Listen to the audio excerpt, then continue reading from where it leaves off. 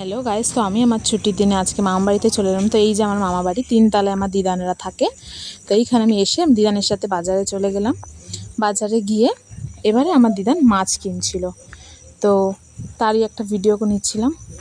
তো আমার দিদানের মাছ টাছ কিনলো, এই যে মাছ কাটছিল। তো তারপরে আমার দিদান একটু ফল নিয়ে নিল, কলা নিচ্ছিল। তো কলা ঠলা নিয়ে তারপরে আমরা বাড়িতে চললাম। বাড়িতে এসে আমি একটু পাউরুটি শাকছিলাম, সেকে নিয়ে এই যে আমার দিদান রান্নার প্রস্তুতি লাগিয়ে দিয়েছিল, চাল ঠাল ভিজিয়ে রেখেছে আর এইখানে পান ধুয়ে নিচ্ছে। তো এবারে আমি একটু বেলের শরবত খেয়ে নিলাম, আমার দিদানই বানিয়েছিল। আমার অতটা পছন্দ না, তো তাও ঠিক আছে, ঠিকঠাকই বানিয়েছিল।